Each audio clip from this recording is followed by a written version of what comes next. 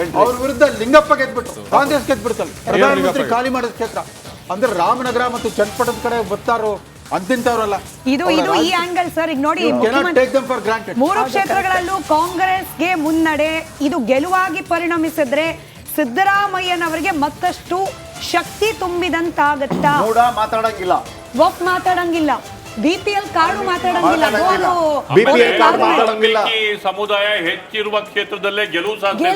ಹೌದು ಸ್ಮಿತಾ ಅವರೇ, ಅಬ್ಕಾರಿ ಹಣದ ಬಗ್ಗೆ ಮಾತಾಡಂಗಿಲ್ಲ, ಬಿಪಿಎಲ್ ಕಾರ್ಡ್ ಮಾತಾಡಂಗಿಲ್ಲ, ವಾಲ್ಮೀಕಿ ಮಾತಾಡಂಗಿಲ್ಲ, ಮೂಡ ಮಾತಾಡಂಗಿಲ್ಲ. ನೀವ್ ಯಾವ್ದು ಮಾತಾಡ್ಬೇಡಿ.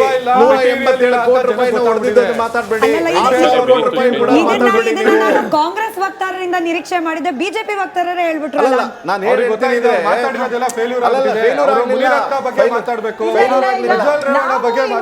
ದಿನಗಳಲ್ಲಿ ಕಾಂಗ್ರೆಸ್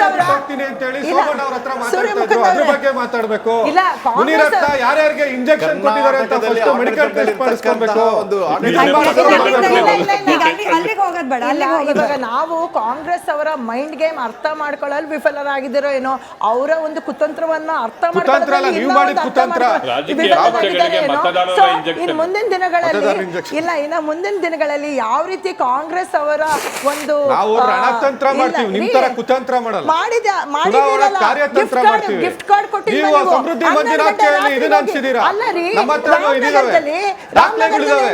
ಸಮೃದ್ಧಿ ಮಂಜುನಾಥ್ ಯಲಹಂಕದಲ್ಲಿರುವಂತ ಜ್ಯುವೆಲರಿ ಶಾಪ್ ನ ಓಪನ್ ಮಾಡಿಸ್ಬಿಟ್ಟು ಏನ್ ಅನ್ಸಿದೀರಾ ಅಂತ ನಮಗೂ ಗೊತ್ತಿದೆ. ಚನ್ನಪಟ್ಟಣದ ಮತದಾರರು, ಗ್ರಾಮಾಂತರದ ಮತದಾರರು ಯಾರು ಹಾಕಿಲ್ಲ ಅಂದ್ರೆ ನಿಖಿಲ್ ಕುಮಾರಸ್ವಾಮಿ ನೋಡೇ ಇಲ್ಲ. ಅವ್ರು ಯಾರು? ಸೂರ್ಯಮುಖ ಅವರ ಪ್ರಶಾಂತಿ ಮೇಡಮ್, ಒಂದ್ ಕೆಲಸ ಮಾಡೋಣ, ಒಂದು ಆತ್ಮಾವಲೋಕನ ಆಗ್ಬಿಡ್ಲಪ್ಪ. ಯಾಕೆ ಈ ಮಟ್ಟದ ಡಿಫ್ರೆನ್ಸು? ನೀವು ಕೂಡ ಬಹಳ ನಿರೀಕ್ಷೆಯಲ್ಲಿದ್ರೆ ನಿಖಿಲ್ ಕುಮಾರಸ್ವಾಮಿ ಅವ್ರ ಪರವಾಗಿ ಬಂದೇ ಬರುತ್ತೆ ಓಟ್ಗಳು ಅಂತ ಹೇಳಿ, ಯಾಕೆ ಆಗಿರಬಹುದು? ನಾನು ಹೇಳ ಇಲ್ಲಿ ಕೆಲವೊಂದೊಂದು ಯೋಗೇಶ್ವರ್ ಅವರು ಒಂದು ಮಾತಾಡ್ತಾರೆ.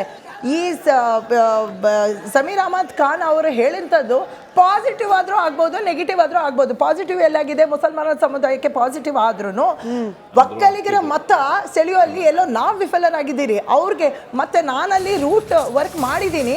ಮಾಡಿದಾಗ ಏನಿಸಿದಂದ್ರೆ ಅವ್ರುಗಳು ನಮ್ಮ ಥರ ವಾಟ್ಸಪ್ ಗಿಟ್ಸಪ್ ಏನೋ ನೋಡ್ಕೊಂಡಿರಲ್ಲ. ಅವ್ರಿಗಲ್ಲಿ ಯಾರು ಜನ ಕಾಣಿಸ್ತಾರೆ, ಯಾರು ಅವ್ರ ಮುಂದೆ ಪ್ರತಿ ಕ್ಷಣಗಳು ಇರ್ತಾರೆ, ಅವ್ರು ಕಾಣಿಸ್ತಾರೆ ಹೊರತಾಗಿ ಈಗ ಅವರಲ್ಲಿ ಏನೋ ನಿಖಿಲ್ ಕುಮಾರಸ್ವಾಮಿ ಅವರು ಹಾಸನ್ ಅವರು ಇಲ್ಲಿ ಬಂದು ಮಾಡಿದ್ರೆ ಏನಾಗುತ್ತೆ, ಬಹುತೇಕ ಜನರಲ್ಲಿ ಆ ಒಂದಿದೆ. ಇವನ್ ನಾವು ಹೋಗಿ ಅಲ್ಲಿ ಬೀಡು ಬಿಟ್ಟು ನಿಖಿಲ್ ಕುಮಾರಸ್ವಾಮಿ ಅವರು ಬೀಡು ಬಿಟ್ಟು ಅಲ್ಲಿ ಮನೆಯೆಲ್ಲ ಮಾಡ್ಕೊಂಡು ನಿರಂತರವಾಗಿ ಜನರ ಸಂಪರ್ಕದಲ್ಲಿ ಇದ್ರೆ. ಪ್ರಶಾಂತಿ ಮೇಡಮ್, ನಾನೊಂದು ಪ್ರಶ್ನೆ ಕೇಳ್ತೀನಿ ನಿಮಗೆ. ನಿಮಗೆ ಒಂದು ಅನುಮಾನ ಬರ್ತಾ ಇಲ್ವಾ? ನಿಮಗೆ ಬಿಜೆಪಿ ಅವರು ಓಟ್ ಹಾಕಿದ್ರ? ನೋಡಿ, ನಾವು NDA ಒಂದ್ ನಿಮಿಷ ಸರ್, ಬಿಜೆಪಿ ಅವರು ಇಲ್ವೇ ಇಲ್ಲ, ಎಲ್ಲ ಯೋಗೇಶ್ವರ್. ಯಾಕೆ ಕೇಳ್ತೀರಿ ನೀವು? ಒಂದ್ ನಿಮಿಷ ಸರ್, ಆವಾಗಲೂ ಅಷ್ಟೇ 95,000 ಮತ ಕುಮಾರಸ್ವಾಮಿ ಅವರು ತಗೊಳ್ತಾರೆ, 85 ಇವ್ರು ಯೋಗೇಶ್ವರ್ ಅವ್ರು ತಗೊಂಡಿರ್ತಾರೆ. ಆಮೇಲೆ MP ಎಲೆಕ್ಷನ್ ಅಲ್ಲಿ ನೋಡಿ, ಅಂದ್ರೆ ಅವರ ಮತಗಳೇನಿದೆ ದಟ್ ವೋಟ್ ಬ್ಯಾಂಕಿಂಗ್ ಅದಕ್ಕೆ ಸಂಪೂರ್ಣವಾಗಿ ಬಂದಿದೆ, ಪ್ಲಸ್ ಕಾಂಗ್ರೆಸ್ ವೋಟ್ ಬಂದಿರೋಂಥದ್ದು ಇವಾಗ. ಸೊ ಹಾಗಾಗಿ ಅಲ್ಲಿ BJP ಅವ್ರದ್ದು ಒಂದು ಹೆಚ್ಚು ಅಲ್ಲಿ JDS ಬೆಲ್ಟ್, JDS ಬಟ್ ಇವಾಗ ಏನಾಗಿದೆ ಅಲ್ಲಿ JDS ಬಟ್ BJP ಬೆಲ್ಟ್ ಆಗಿದ್ದು. ಯೋಗೇಶ್ವರ್ ಕಾಂಗ್ರೆಸ್ಗೆ ಸೇರಿದ ಮೇಲೆ ಪ್ರತಿಯೊಂದು ವೋಟ್ಗಳು ಈ ಕಡೆ ಅವರು ಶಿಫ್ಟ್ ಮಾಡಿದ್ದಾರೆ ಅನ್ನೋದ್ರಲ್ಲಿ ಅವರು ಸಫಲರಾಗಿದ್ದಾರೆ ಅಂತ ಹೇಳಿ. ಸೂರ್ಯಮುಖರಾಜ್, ಇದು BJP JDS ಮೈತ್ರಿ ಮೇಲೆ ನಿಮ್ಮ ಪ್ರಕಾರ ಯಾವ ರೀತಿಯ ಪರಿಣಾಮ ಬೀರುತ್ತೆ?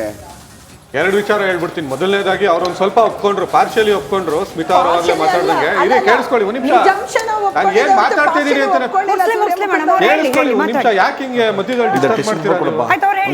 ಇದರಲ್ಲಿ ಈಗ ಏನಾಯ್ತು ಅಂದ್ರೆ, ಚನ್ನಪಟ್ಟಣದಲ್ಲಿ ಅವ್ರು ಹೇಳಿದ್ರು ನಿಖಿಲ್ ಅವರು ಹಾಸನದವರು ಅಂತ. ನಾವು ಸ್ಥಳೀಯವಾಗಿ ಹೋಗ್ಬೇಕಾದ್ರೆ ಅಲ್ಲಿ ತುಂಬಾ ಜನ ಹಳ್ಳಿಯವ್ರು ಹೇಳ್ತಾ ಇದ್ದಿದ್ದೇನು ಅಂದ್ರೆ, ಇವತ್ತವರೆಗೂ ಕುಮಾರಸ್ವಾಮಿ ನಾವು ನೋಡೇ ಇಲ್ಲ, ಕುಮಾರಸ್ವಾಮಿ ನಮ್ಮ ಗ್ರಾಮಕ್ಕೆ ಬಂದಿಲ್ಲ, ಯೋಗೇಶ್ವರ್ ಆದ್ರೆ ನಮ್ಮ ಗ್ರಾಮಕ್ಕೆ ಬರ್ತಾರೆ, ಪ್ರತಿಯೊಬ್ಬರು ಮನೇನೂ ಗೊತ್ತಿದೆ ಅಂತ ಹೇಳ್ತಾರೆ. ಸೊ ಈ ಆಧಾರದ ಮೇಲೆ ಯೋಗೇಶ್ವರ್ ಅವರು ಅಲ್ಲಿ ಮುನ್ನಡೆ ಕಾತ್ಕೊಂಡಿದ್ದಾರೆ. ಆಮೇಲೆ ಮತ್ತೊಂದು, ಈ BJP ಮತ್ತು JDSನ ಮೈತ್ರಿಕೂಟದ ವಿಚಾರಕ್ಕೆ ಬರೋದಾದ್ರೆ, ಕುಮಾರಸ್ವಾಮಿ ಅವರು BJP ಮೈತ್ರಿಕೂಟದಲ್ಲಿ ಅವರೇ ಈಗ ಕರ್ನಾಟಕ ರಾಜ್ಯದ BJP ನಾಯಕರಿಗಿಂತ ಹೆಚ್ಚು ಪ್ರಬಲತೆ ಮತ್ತು ಅದನ್ನು BJPಯ ನಿರ್ಧಾರಗಳನ್ನೆಲ್ಲ ತಗೊತಾ ಇದ್ದಿದೆ ಕುಮಾರಸ್ವಾಮಿ ಅವರು. ಸೊ ಆ ಥರದ್ದೊಂದು ಇದಕ್ಕೆ ಬಂದ್ಬಿಟ್ಟಿದ್ರು ಇವತ್ತು ಕುಮಾರಸ್ವಾಮಿ ಅವರು. ಅವರು ರಾಜಿ ಆಗ್ಬೋದಾಗಿತ್ತು. BJPಗೆ ಇವ್ರನ್ನ ಮಂಜುನಾಥ್ ಅವ್ರನ್ನ ಕಳಿಸಿ ಚಿಹ್ನೆ ಮೇಲೆ ಗೆಲ್ಲಿಸ್ಕೊಂಡ್ರು.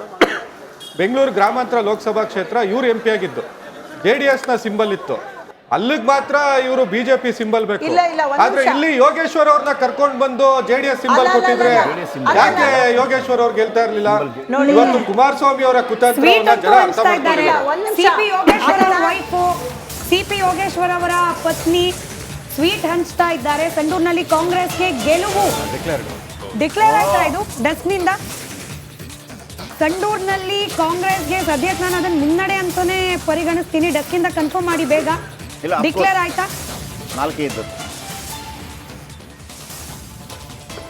ಸಂಡೂರಲ್ಲಿ ಬಂಗಾರು ಹನುಮಂತು ಹಿನ್ನಡೆ, ಬಹಳ ದೊಡ್ಡ ಮಟ್ಟದಲ್ಲಿ ದಣಿ ಜನಾರ್ದನ್ ರೆಡ್ಡಿ ಅವರು ಇದನ್ನು ಬಹಳ ಪರ್ಸನಲ್ ಆಗಿ ತಗೊಂಡಿದ್ರು. ನಾವು ಆರಂಭದಲ್ಲೇ ಹೇಳಿದ್ವಿ ಅಲ್ಲಿ ದೇವೇಂದ್ರಪ್ಪ ಅವರನ್ನ ಕಣಕ್ಕಿಳಿಸ್ಬೇಕು ಅಂತ ಹೇಳಿ ರಾಮುಲು, ಆಮೇಲೆ ಕಾರ್ತಿಕ್ ಗೋರ್ಪಡೆ ಫ್ಯಾಮಿಲಿ ಅವ್ರಿಗೂ ಕೂಡ ದೇವೇಂದ್ರಪ್ಪ ಅವರನ್ನೇ ಕಣಕ್ಕಿಳಿಸ್ಬೇಕು ಅಂತಿತ್ತು. ಅವ್ರದ್ದೊಂದು ದೊಡ್ಡ ಇಂಡಸ್ಟ್ರಿ ಇದೆ, ಕಾರ್ತಿಕ್ ಗೋರ್ಪಡೆ ಅವರ ಇಂಡಸ್ಟ್ರಿ ಇದೆ, ಅದರಲ್ಲಿ 30,000 ಎಂಪ್ಲಾಯೀಸ್ ಇದ್ದಾರೆ. ಅವರ ಡಿಸಿಷನ್ ಮೇಲೆ ಹೋಗುತ್ತೆ.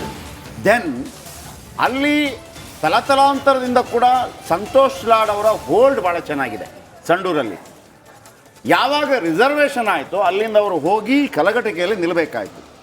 ಆಮೇಲೆ ಅಲ್ಲಿಂದ ಇಲ್ಲಿ ತನಕ ಅಲ್ಲಿಯ ಲಿಂಗಾಯತರು, ಅಲ್ಲಿಯ ವಾಲ್ಮೀಕಿ ಸಮುದಾಯ ಏನೇ ಇರ್ಬೋದು, ಅವರನ್ನು ಒಂದು ರೀತಿಯಲ್ಲಿ ತುಂಬ ಅದ್ಭುತವಾಗಿ ನಡೆಸಿಕೊಳ್ಳುವಂಥ ಇದು ಅಲ್ಲಿ ಜನಾರ್ದನ್ ರೆಡ್ಡಿ ಇವರಿಗಿದೆ ಲಾಡ್ಗೆ.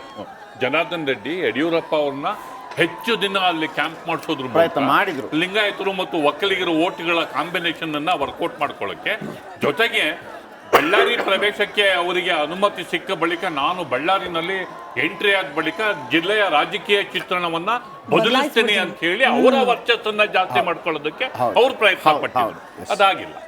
ಬಟ್ ಸಂಡೂರ್ನಲ್ಲಿ ಹಂಗ್ ನೋಡಿದ್ರೆ ಕಾಂಗ್ರೆಸ್ಗೆ ಅದೊಂಥರ ಕಾಂಗ್ರೆಸ್ನ ಅವ್ರು ಭದ್ರಕೋಟೆ ಟ್ರೆಡಿಷನಲ್ ಅಂತಲೇ ಇದ್ದಿದ್ದು ಸಾಂಪ್ರದಾಯಿಕವಾದ ಬೆಲ್ಟ್ ಅನ್ನೋ ತರ ಇತ್ತು. ಇತ್ತು. ಅಂದ್ರೆ ವಿಜಯೇಂದ್ರ ಜನಾರ್ದನ್ ರೆಡ್ಡಿ ಎಂಟ್ರಿ ಕೊಟ್ಟಾಗ ಒಂದು ಏನಾಗಂದ್ರೆ ಗಂಗಾವತಿಯಲ್ಲಿ ಅವ್ರಿಗೆ ಅಷ್ಟೆಲ್ಲ ವಿರೋಧಗಳ ನಡುವೆ ಕೂಡ ಅವ್ರು ಗೆದ್ದು ಬರ್ತಾರಲ್ವ, ಹಾಗಾಗಿ ಒಂದು ನಿರೀಕ್ಷೆ ಇತ್ತು ಏನೋ ಒಂದು ಮ್ಯಾಜಿಕ್ ಮಾಡಿಬಿಡ್ತಾರೆ ಅಂತೇಳಿ ಜನಾರ್ದನ್ ರೆಡ್ಡಿದು.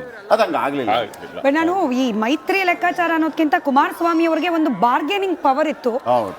ಕೇಂದ್ರ ಮಟ್ಟದ ಬಿಜೆಪಿ ನಾಯಕರ ಜೊತೆಯಲ್ಲಿ ಒಂದು ನಾನು ಡಿಮ್ಯಾಂಡ್ ಮಾಡ್ತೀನಿ ಅವ್ರು ಕೊಡ್ತಾರೆ ಅನ್ನೋ ರೀತಿಯಲ್ಲಿ ಅದು ಸ್ವಲ್ಪ ಕಮ್ಮಿ ಆಗತ್ತಾ ಅಥವಾ ಇಲ್ವಾ ಅಂತ ಹೇಳಿ ರವೀಂದ್ರ ಸರ್.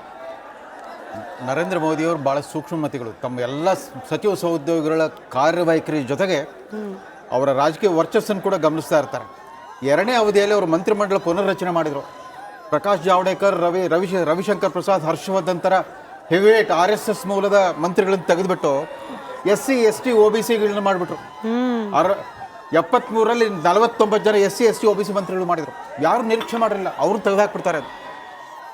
ಹಾಗಾಗಿ ಕುಮಾರಸ್ವಾಮಿ ಅವರು ಕೂಡ ಇನ್ನು ಮುಂದೆ ಎಚ್ಚರಿಕೆ ಗಂಟೆ ಇದು ಕುಮಾರಸ್ವಾಮಿ ಅವ್ರಿಗೆ. ಮೋದಿಯವರು ಮೊದಲಿನ ಪ್ರಾಶಸ್ತ್ಯ ಕೊಡಲಾರು ಅಂತಂದ್ಬಿಟ್ಟು, ಜೊತೆಗೆ ಅವ್ರು ಇನ್ನೇನೇ ಇದ್ರು ಕೂಡ ಮತ್ತೆ ಮೋದಿಯವರ